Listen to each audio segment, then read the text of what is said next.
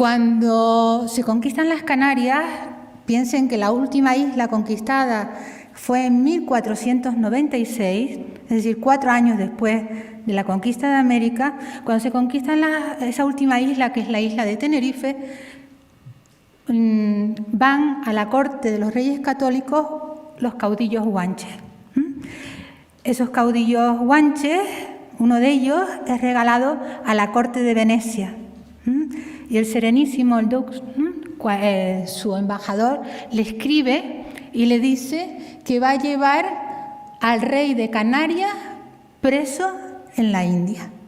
Es decir, en el imaginario europeo de la época, esto es en 1496, en el imaginario de la época, los europeos creían que las Canarias pertenecían a las Indias. Y ahí lo ven perfectamente reflejado. Cuando Colón va a describir a los americanos, también nos tiene en cuenta. Y él dice que los que se pintan de prieto y son de la color de los canarios. Cuando nos describen los africanos, yo no soy un ejemplo porque yo soy hija de gallego. Entonces, pero los canarios son de un color que los africanos dicen que son berretinos, ¿no? Entonces, ¿cómo es ese color? Un color más amarillo, un color más tostado. Y entonces Colón dice que los americanos que él está viendo son de la color de los canarios, ni negros ni blancos. Es decir, estamos en el referente, en el descubrimiento de América. Colón y los caudillos guanches, el adelantado de Canarias, se encuentran precisamente en esa época cuando Colón estaba preparando su segundo viaje. Y entonces allí hay reyes guanches, hay aborígenes indígenas americanos, y entonces nos confunden a todos. Hay un gran historiador mexicano, que es Silvio Zavala, que en el año 36 ya hablaba de una continuidad histórica entre las conquistas de Canarias y América. Ese libro fue reeditado hace unos años por el Cabildo de Gran Canaria y es verdad, ¿no? Nosotros tenemos una continuidad histórica por la época en que fuimos conquistados y porque nos conquistan, ¿no? Los canarios, también había población aborigen y el encuentro entre los europeos y los aborígenes va a ser lo mismo que se va a dar en América, sobre todo en la zona de las Antillas. El gran historiador canario por excelencia es José de Viera y Clavijo. Escribe hacia 1780 su Historia de Canarias. Y entonces él mismo también dice, ¿por qué no es lícito hacer un paralelo riguroso entre los guanches y los indios? Es decir, entre los aborígenes canarios, que conocemos como guanches, y entre los indios. Es decir, es algo que ya estaba reivindicando antes la historiografía canaria, desde 1780. ¿Qué es lo que se sabía de Canarias? Pues las Canarias fueron redescubiertas a finales del siglo XIV. Tienen ustedes aquí una de las primeras representaciones, no la primera, pero es una de las más completas. Ahí pueden ver ustedes cómo están las Canarias representadas y aquí un texto que es el texto de San Isidoro de Sevilla, donde se habla de las Islas Afortunadas. Son unas islas imaginarias que poco a poco van situando en el mapa. ¿Cuándo se conquistan las Islas Canarias? Pues hay una primera conquista en el año 1402 y entonces tendremos ahí las llamadas Islas de Señorío, que serán Lanzarote, Fuerteventura, La Gomera y El Hierro, pero luego están las Islas Mayores, que serán Tenerife, Gran Canaria y La Palma, que tardarán todavía más de 70 años en ser conquistadas. Es decir, 1402 las primeras, conquistadas por franceses. Luego tendremos la conquista de Gran Canaria en 1483, luego la de La Palma, 1492-93, y la última, la que les acabo de decir, Tenerife, 1496. Tienen ahí esos puntitos que aparecen en el mapa ya perfectamente integrados en la historia. ¿Por qué vienen a Canarias? ¿Qué es lo que quieren encontrar? cómo aparecen, qué es lo que creen los aborígenes canarios cuando ven a esos franceses y a esos castellanos y sobre todo también a portugueses surcando las aguas. Ellos pensaban, y esto les va a recordar lo que luego dirá Colón con respecto a América, que van a aparecer, y esto es una de las primeras crónicas canarias, van a aparecer unos hombres en unos pájaros grandes y gente blanca. Entonces, ese es el imaginario con que se conquista Canarias y con el que se va a conquistar América. En otra crónica dice, gente de donde nace el sol. Esta crónica es de 1484, se ha conservado en un manuscrito del siglo XVI, de principio del XVI, pero fue originariamente escrita en 1484. Dice, gente de donde nace el sol, vendrán unos pájaros negros sobre las aguas con alas blancas. Es la misma imagen. ¿Qué nos dice Colón? Pues exactamente igual. Dice, nos preguntaban si veníamos del cielo. O sea, si éramos pájaros, si veníamos del cielo. O Bartolomé de las Casas dice, admirados de ver aquellos navíos que debían pensar que fuesen algunos animales que viniesen por la mar o saliesen de ella. O sea, venimos de otras partes, ¿no? Por el mar océano. Fíjense, tengo aquí más referencias, pero creo que anoté demasiadas, pensando que podría hablar hora y media, y voy a pasar. Vamos a seguir adelante, a ver si llegamos a la parte del léxico. ¿Qué pasa en Canarias? Pues tenemos pactos entre los aborígenes y entre los primeros franceses y después los castellanos. Igual que tuvo Cristóbal con el cacique taíno Guacanagarí.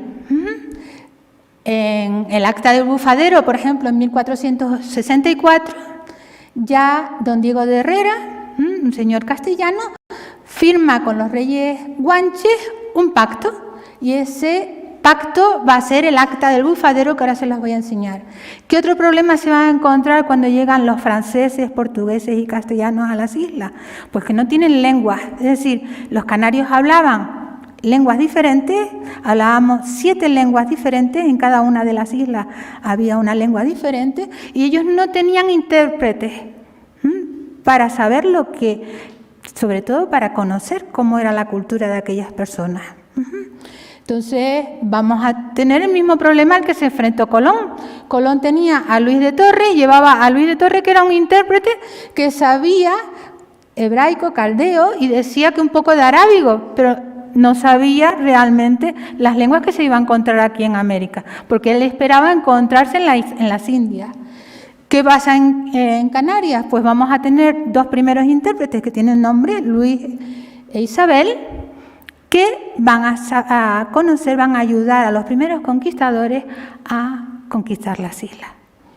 Entonces vamos a tener lo mismo. Este es el primer pacto que firman los canarios con los reyes aborígenes, ¿no? Y entonces ahí se llama el Acta del Bufadero, fue firmado en una de las costas de Tenerife, y entonces ahí aparecen los 9 reyesuelos guanches. Esos 9 reyesuelos que sus descendientes fueron los que después llevaron a Castilla a presentárselos a los reyes católicos.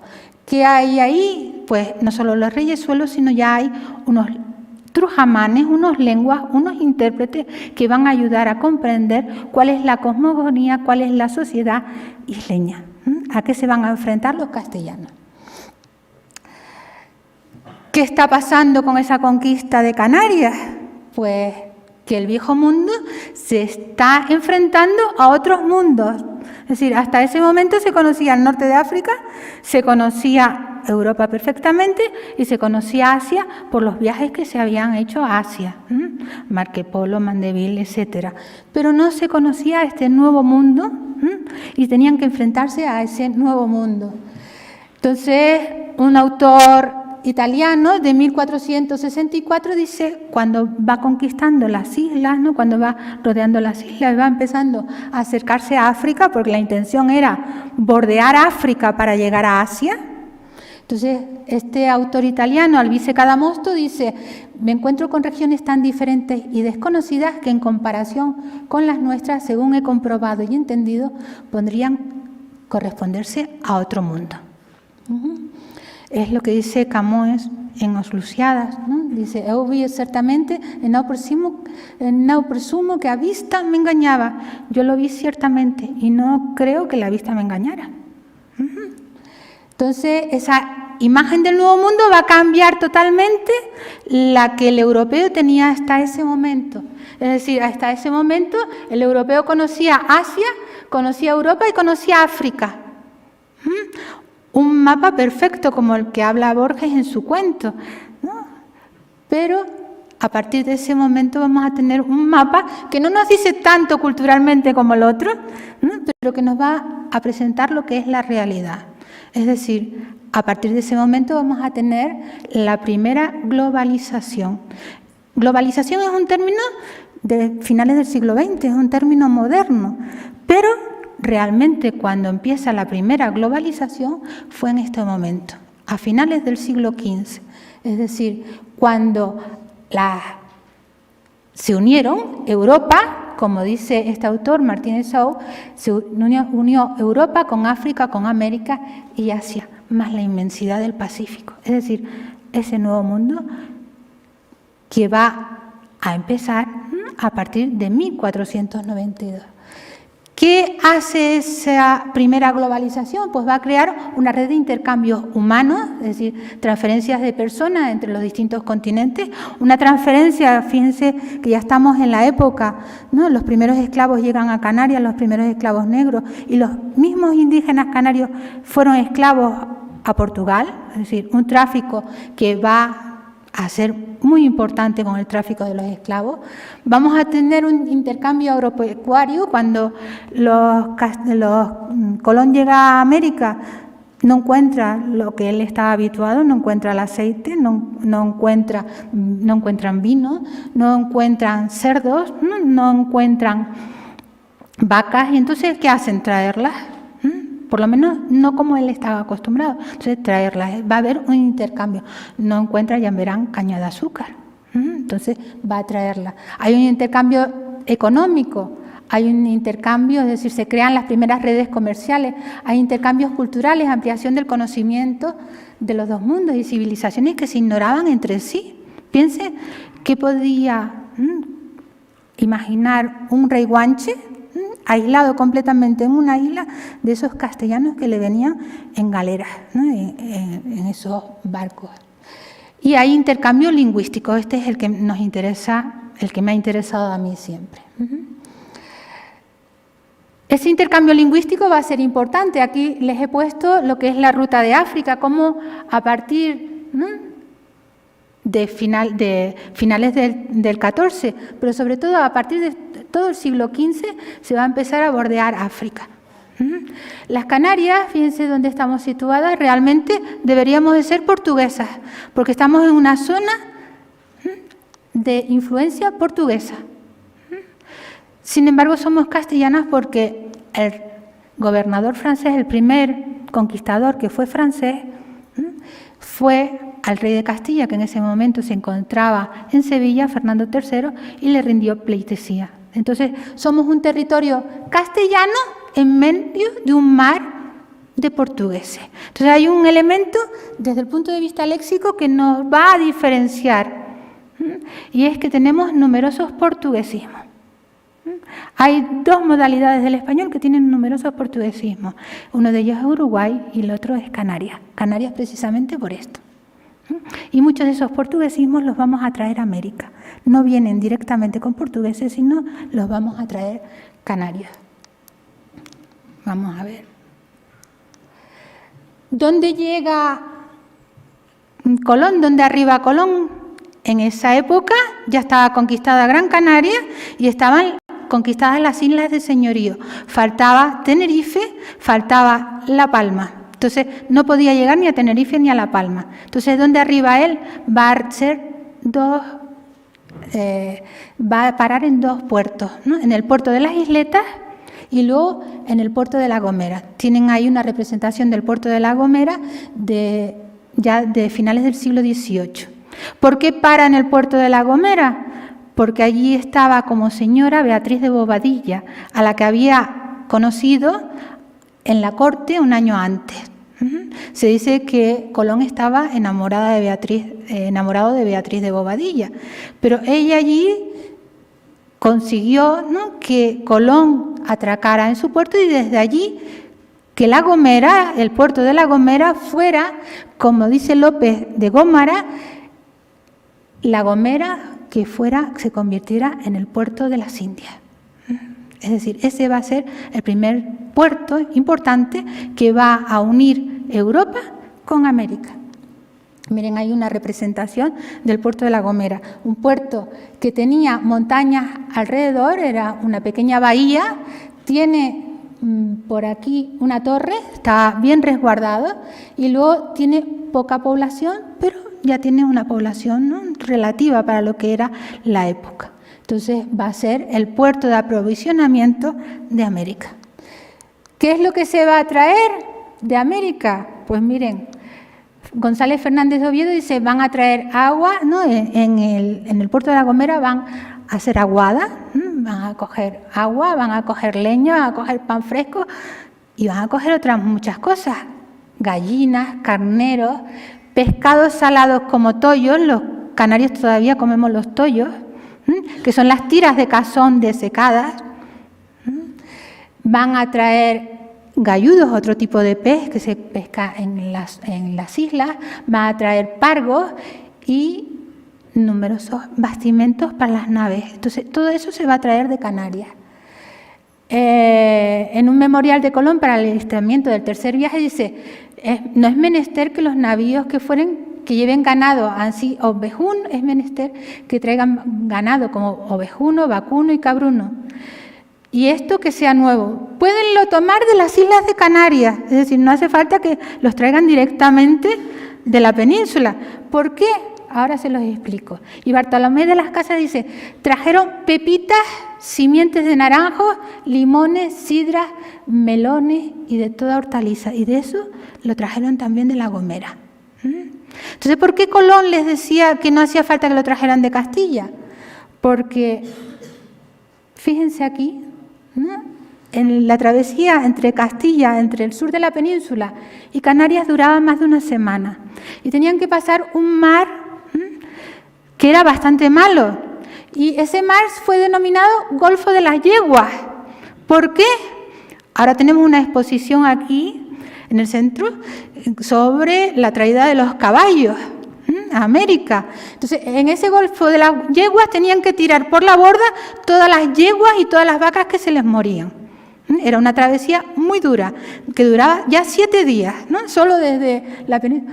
Y entonces, ¿qué era mejor? No traiga usted directamente, los caballos no los había en Canarias, había dromedarios y también los trajeron a América, pero no traiga vacas, no traiga ovejas, no traiga cerdos, cójalos usted de La Gomera, porque ya no tendrá ese problema. Ya sí se ahorraban esos 7, 8, 9 días que duraba la travesía pasando por el Golfo de las Yeguas. A esos 7, 8, 9 días había que sumar los 30, 35, 40, incluso 45 que duraban para hasta llegar a América. Entonces, traen cerdos, y lo tenemos porque sabemos que Bartolomé Colón habla de 100 cerdos que trajo desde las Canarias. Entonces, los cerdos que hoy se conservan en América, muchos de ellos proceden de La Gomera, de la isla de La Gomera. Que traen también la caña de azúcar. Para muchos de ustedes la caña de azúcar surge en América, pero no es así. La caña de azúcar está traída de Canarias, los primeros plantones están traídos de Canarias y a Canarias llegaron desde Madeira. Entonces tenemos una ruta histórica que los historiadores conocían, pero que nosotros ahora como lingüistas podemos demostrar que también el léxico que se conserva en América, por lo menos el léxico colonial de la caña de azúcar, está traído de América. Fíjense que existían ingenios azucareros en Canarias, por lo menos en Gran Canaria, o sea, en Gran Canaria y en La Gomera, es decir, donde arribaba Colón, existían ya ingenios azucareros. Y el azúcar de Canarias era bastante buena y bastante apreciada en Europa, porque era un azúcar de mucha calidad. Entonces, los primeros plantones de azúcar llegan a América desde Canarias y los lleva Colón, aunque los que él llevó no arraigaron. ¿Qué pasa con el comercio? ¿Podían pasar directamente desde Canarias? Pues sí. No hacía falta que hicieran la ruta hasta Sevilla y después volvieran a Canarias. Los canarios o cualquier emigrante que estuviera en Canarias podía directamente entrar en los barcos y lo único que tenían que hacer era anotar el nombre, el capitán anotaba el nombre y ese canario o ese emigrante que estaba en Canarias podía pasar directamente a América. Entonces, no se sabe, no nos podemos llevar por las estadísticas, las que ofrece, por ejemplo, Boyd Bowman, no nos podemos llevar por ello para saber cuántos canarios hay en un primer momento, pasan desde un primer momento de Canarias a América. Las estadísticas oficiales no nos sirven. Fíjense que con todos esos puertos hicieron comercio los canarios. ¿Cómo llegan los canarios a América? Pues primero llegan las expediciones de conquista y colonización. Hay una segunda etapa que es la época de tributo de sangre. Es decir, que cada galera, cada barco de 600 toneladas, por cada 100 toneladas, tenía que embarcar 5 familias canarias de 5 miembros. Es decir, si por 5 son 25. Si la galera podía tener hasta 600, podían venir un número bastante importante de canarios para poblar a América. Luego hubo una tercera época de libre comercio que llevó hasta la independencia americana. Después hubo otra época que se llamó la esclavitud blanca. Los braceros, muchas veces los braceros esclavos negros fueron sustituidos por blancos procedentes de Canarias que vinieron a trabajar en las plantaciones de Cuba y Puerto Rico. Y luego hubo una última etapa, ¿no?, que fue la etapa del franquismo, que muchos canarios por medios clandestinos conseguían embarcar a América y esa última etapa se terminó prácticamente en el año 57. Entonces, las últimas emigraciones de canarios fueron hacia Cuba y hacia Venezuela. En el año 57 esto prácticamente se cerró. Entonces, el trasiego de Canarias durante 5 siglos a América ha sido constante. Nos lo dicen los mismos cronistas, ¿no? Por ejemplo, en el cedulario de Canarias dice, van y pasan frailes y otras personas encubiertamente para seguir desde allí a las nuestras Indias. Entre 1585 y 1645, según los recuentos de los historiadores canarios, alrededor del 35,6% de la totalidad de inmigrantes en La Habana eran canarios. Y el juez de registro de la isla de Tenerife dice son más los naturales de ella que residen en aquellas provincias, en las Indias, que los que residen en Canarias. Es decir, ya los mismos administradores, los mismos gobernadores canarios se dan cuenta de que los emigrantes son más los que habitan fuera que los que están dentro de las islas. Y lo tenemos en un comentario de Humboldt. Humboldt dice, el archipiélago entero no contiene más de 160.000 personas.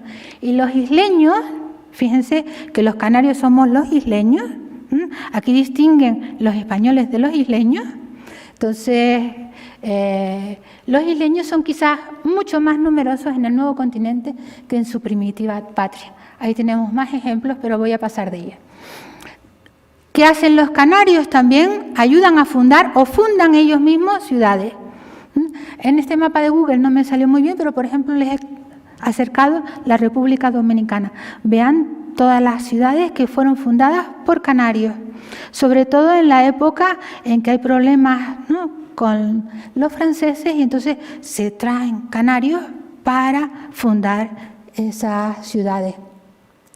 Tenemos ciudades hasta en el sur de Estados Unidos, ciudades con nombres, bueno, Montevideo, la más al sur, ¿no?, porque ante la presencia de los portugueses, pues se traen canarios para fundar Montevideo, pero al norte tenemos ciudades, desde San Antonio de Texas hasta algunas con nombres tan quijotescos como Barataria.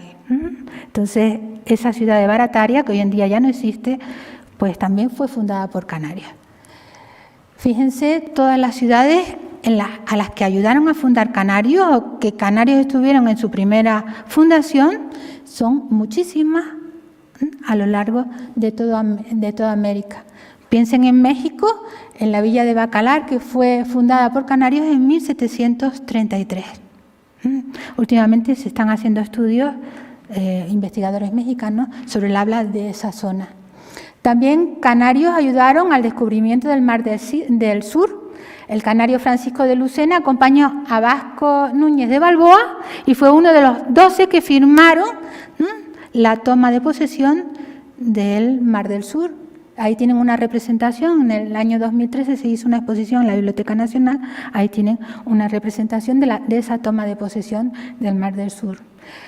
Algún gobernador canario que en Canarias ya no tenía dónde sacar dinero y entonces vio que las Indias, como para todos, eran muy prometedoras. Y entonces ahí tienen ustedes a Pedro Fernández de Lugo, el segundo gobernador de las islas, que se arma con unas 1.500 personas, ¿no? Y pide a los reyes, pide que les den, ¿no? A Carlos I, me parece que fue en esa época, piden que le dé alguna parte de América para él conquistarla. Y entonces viene con su hijo y hace la expedición de Santa Marta en 1536. Vienen ataviados de tal manera que era como si la expedición fuera a Flandes y no viniera, ¿no?, a una zona del trópico. Y él tiene grandes problemas. Su hijo, Alonso Luis de Lugo, al que encarga una de las campañas, su hijo coge el botín y se va. Pero Gonzalo Jiménez de Quesada funda Santa Fe de Bogotá, que también venía con él. Y además es curioso porque luego los mismos guanches canarios acompañan en esta expedición los hijos del reyesuelo de uno de los reyesuelos de Gran Canaria, acompañan a esta expedición para conquistar esa zona. Hemos trabajado las cartas de inmigrantes canarios. Aquí no sabemos si la mano era del escribano, del emigrante, porque muchas de estas cartas, como saben, eran escritas al dictado. Pero hay numerosas cartas. Una de ellas, por ejemplo, de Alejandro de Orea, recién llegado a México, dice: creía ser, ¿no?, cuando pasó la aventura, ¿no?, del Atlántico, más de esos 30 días, de 30 a 45 días que duraba, se creía ser la despedida del mundo. O sea, creí que me iba de este mundo. Después tienen esta carta de Pedro Martín Bautista de Lozano en Caracas, dice: contamos el viaje por milagro. Así parecía como que no. ¿Qué hacen los canarios en América? Pues como este pobre se ve que en Canarias pasaba muchísima miseria y él quiere reunificar a su familia, quiere que sus padres vayan a donde él se encuentra, que es en México, y le dice: venga usted acá a pasar pobreza, porque seguramente la miseria que estaba pasando en las islas era muchísimo más. Lo vuelve a contar, ¿no? A sus padres habla de pobreza. En otros casos, los canarios se casan en América o intentan reunificarse con sus familias, que sus familias lleguen, sus mujeres y sus hijos vayan a América. Fíjense esta, ¿no? Este es un señor que dice: también le participo como estoy de soldado de milicias. A mí me parece que esto lo escribió un andaluz, porque un canario no es tan exagerado. Cometemos, ¿no?, ese cambio de líquidas RL, pero no lo hacemos de forma tan frecuente. También le participo, como estoy de soldado de milicias, en la Compañía de San Lázaro, que esto de La Habana, está muy perdido, con arcabalas y mil enredos, que está la gente que se van a volver locos, que si no hubiera sido por haberme casado, no hubiera parado ni un instante en tal tierra. pero ya no tiene remedio, ya me casé con una hija de La Habana. Sus padres son isleños, o sea, él se consuela y dice, al menos sus padres son canarios. Su madre es de la ciudad, y su padre de Tacoronte, de un pueblo de Tenerife. O sea, uno era de Santa Cruz, de Tenerife, y el otro de Tenerife. A veces le dice a su mujer, consigue que su mujer emprenda la travesía y le dice cómo vestirse. O sea, le dice de la moda, qué moda vamos a... ¿Cómo tienes que venir vestida para que aquí aparentes bien? Dice, trae la ropa que has de traer, que ha de ser un manto de seda, un vestido negro de tafetán y unas ñaguas, o sea, unas naguas de tafetán colorado. Se va a La Habana y entonces tiene que traer unas naguas de tafetán colorado. O esta otra de 1772 dice, las ropas por aquí son caras, por lo que te digo que hagas en esa isla, haciéndote capaz de las modas que por allá se usaren en personas de inteligencia. Es decir, ven vestida a la moda. A veces, y de esto hay un libro precioso escrito sobre las viudas de América. Muchas mujeres se quedaron allá y no consiguieron que sus maridos volvieran. Y ellos volvieron a crear una familia aquí en América. Entonces este es un hijastro que va a ver si encuentra a su padrastro, y lo encuentra. Dice, hallé noticia como mi padrastro estaba casado en el dicho lugar de Cumaná, y fui en busca de él, preguntando por su nombre de Fabián de Betancur, isleño, que vino en una leva, que tenía oficio de herrero, o sea, de herrero. Y me daban por noticia que allí estaba un herrero isleño del lugar de Tacoronte y se llamaba Sebastián de Betancur, de donde se ha mudado de nombre. Le fui sonsacando por ver si él me decía algo tocante a usted. Ahí tienen la forma de tratamiento, tocante a usted. Y preguntándome que si mirándolo a él, que si se daba algún aire por quien él preguntaba. Y yo le dije que me diera los nombres. Y así. ¿No? Pero no consigue, o sea, lo único que consigue es que esta carta la reciba su madre en Canarias pero no, ella en Canarias se va a seguir casada con este hombre que ha rehecho su vida en América. Entonces, estos pequeños fragmentos de la vida cotidiana son interesantísimos. También nos dan idea de lo que ha ocurrido en América. Por ejemplo, Pedro Martín Bautista Lorenzo llega a Caracas en una época de una peste enorme, y entonces nos dice que se ha introducido de viruelas que arrasó a la mitad de la gente.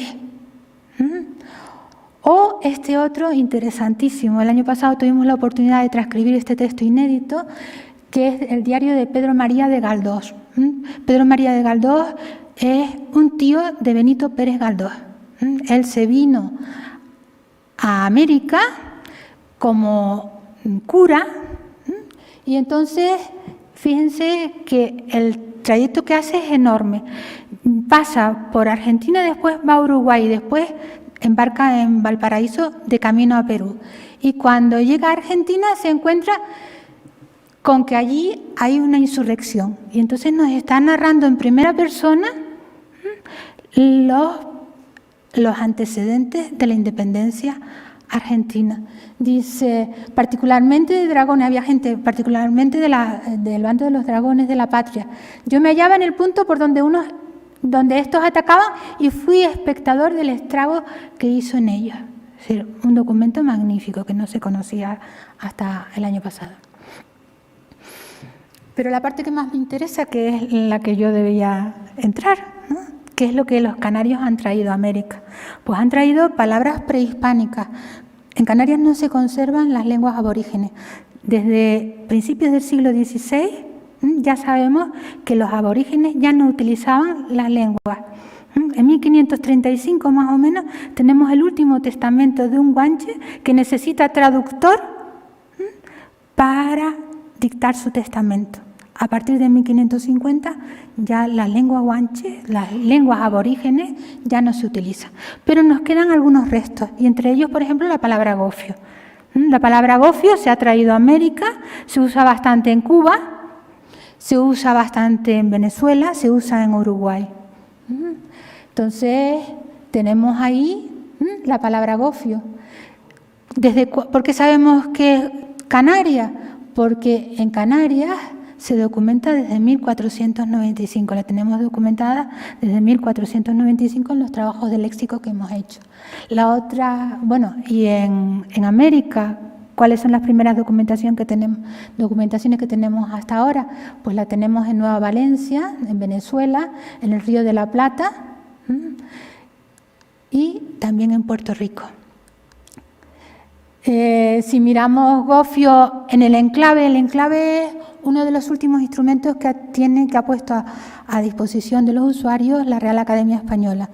Y entonces ahí dan algunas notas del vocabulario que atesoran los diccionarios españoles. Si vemos el enclave del RAE, una plataforma que se puso en marcha el año pasado, vean que nosotros estamos documentando gofio desde 1495, pero que el enclave DRAE nos trae una primera documentación de 1963. ¿Qué otra palabra tenemos en América? Solo hemos dado dos prehispanismos. Prehispanismo canario. Aparte de gofio tenemos la palabra tabaiba. Tabaiba es un tipo de planta, una euforbiácea, que también ha tomado ese mismo nombre en Puerto Rico. Lo curioso es que, siendo Canarias, la variante Atabaiba aparezca en el diccionario de americanismo como de origen antillano. O sea, habrá que corregir el diccionario de americanismo porque no es una forma antillana. Tenemos ejemplos bastante antiguos, como este, por ejemplo, de Juan Méndez Nieto, en los discursos medicinales, que es el primer tratado colombiano de medicina, donde nos habla de la tabaiba. ¿Para qué usaban las tabaibas? Pues las usaban para hacer palillos y en ellas ponían sangre de drago y con eso se limpiaban los dientes. Era el dentrífico de la época. ¿Qué otra cosa ha dado Canarias a América? Pues ha dado toda la terminología del azúcar. Y esto es muy importante. En 1433 el azúcar, los primeros plantones de azúcar llegan a Madeira, en 1483 llegan a Gran Canaria y de ahí se expanden a todas las islas y en 1493 Colón trae las primeras cañas de azúcar, que no quiere decir que en esa época ya se necesitaban 2 años de cultivo. Colón no consiguió que esas cañas brotaran, ¿no? Se pudrieron y entonces tuvieron que volverlas a traer. La primera azúcar de la que vamos a tener noticia que se trae a Castilla es en 1515.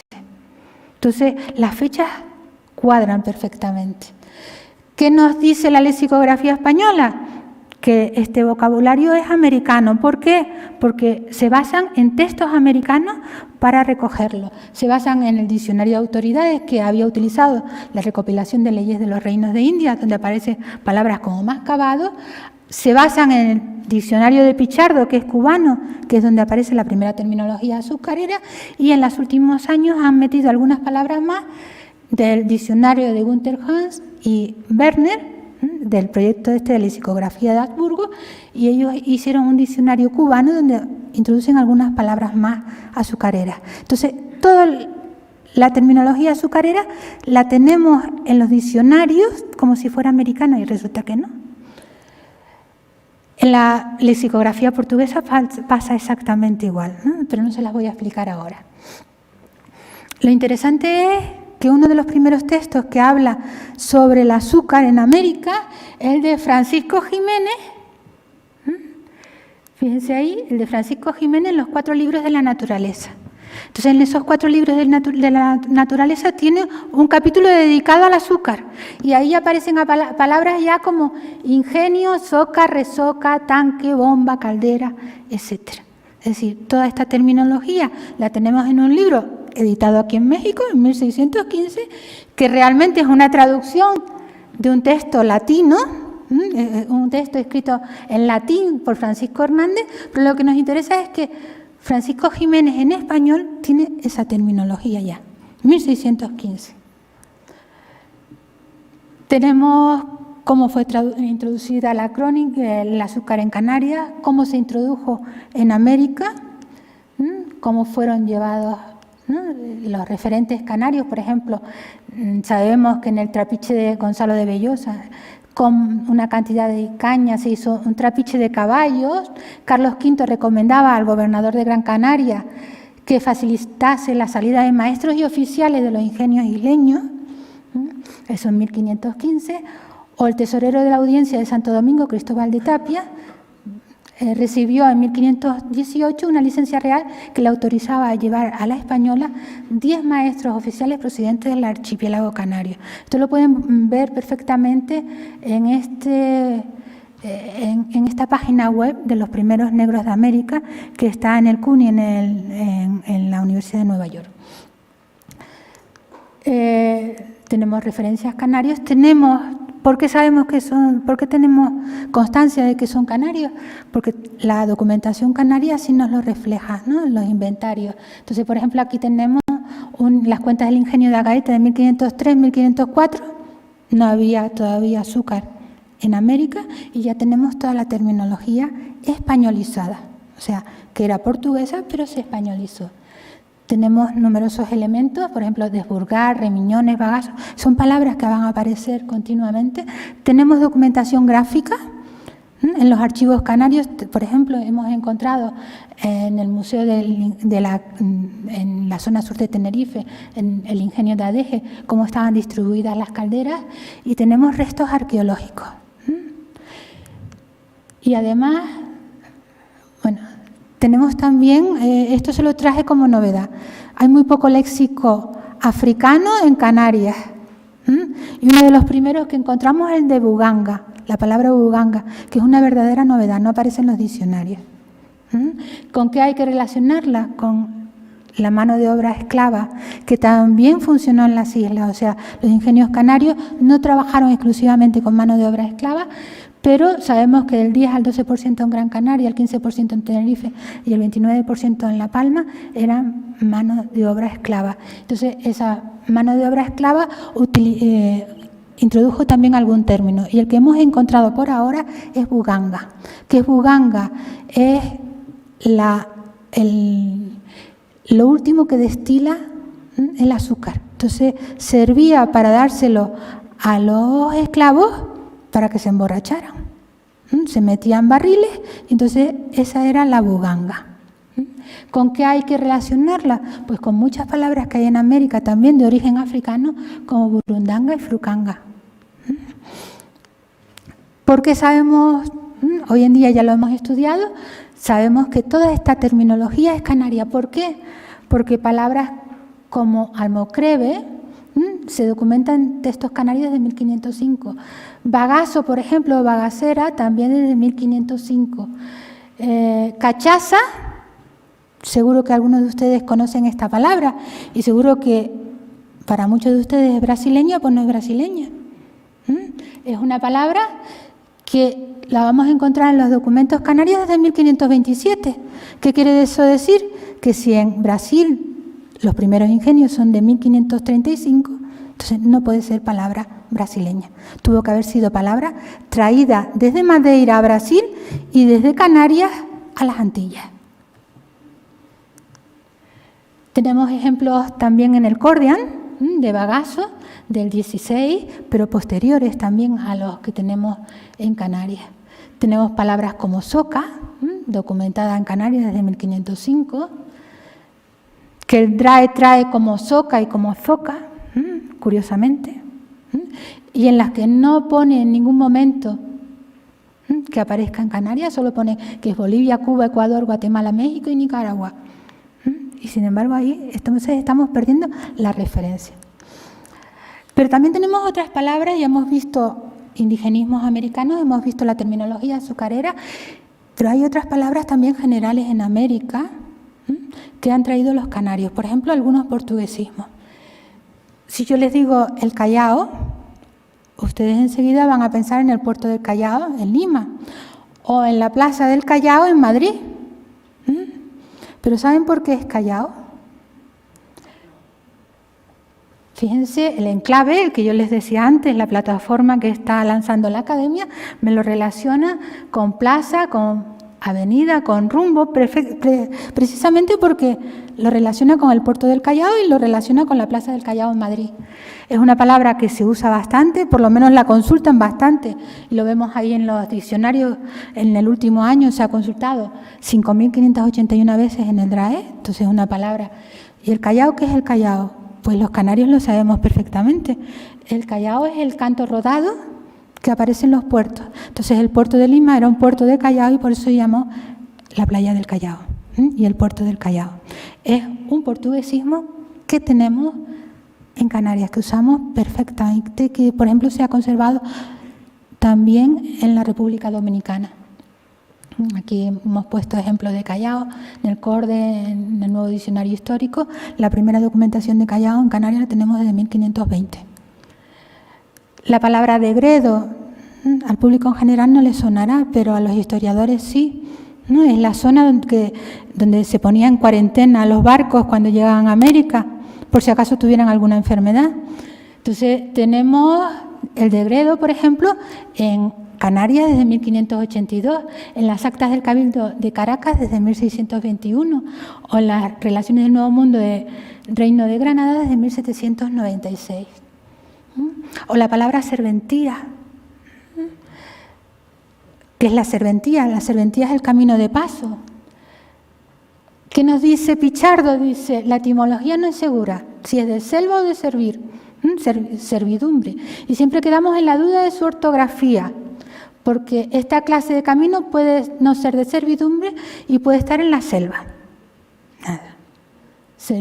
Serventía es una palabra portuguesa. Y lo vemos perfectamente en los diccionarios portugueses.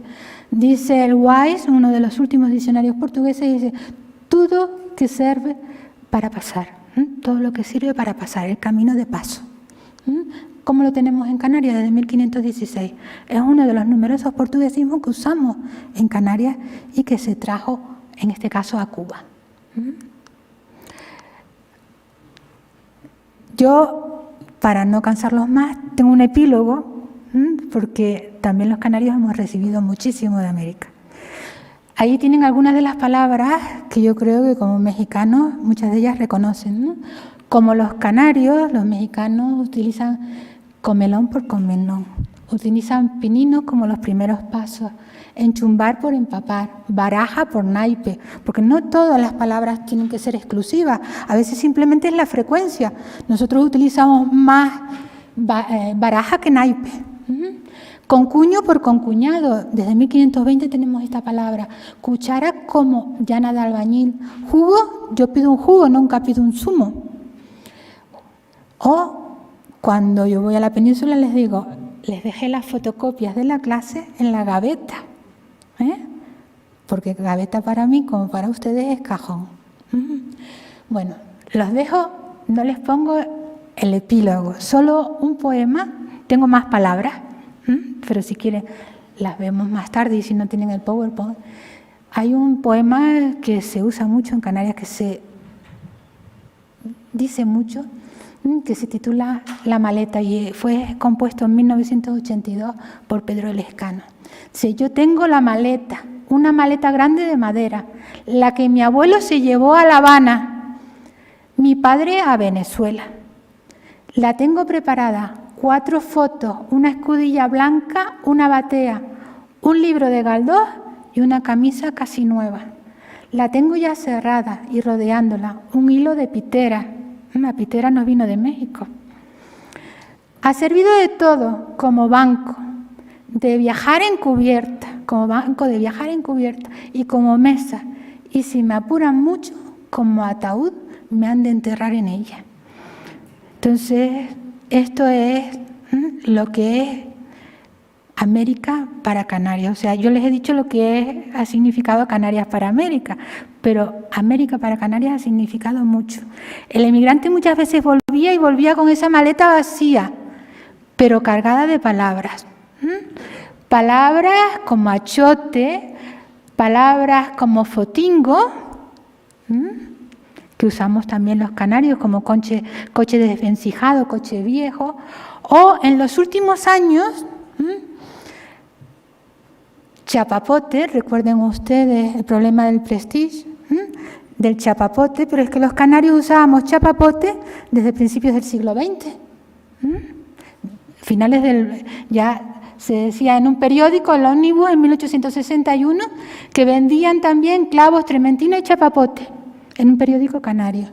Y en los últimos años, bueno, no en los últimos años, ahora, cuando una patera viene a las islas, cargada de inmigrantes subsaharianos, no vienen en patera, a las islas llegan en cayuco, como la palabra cubana.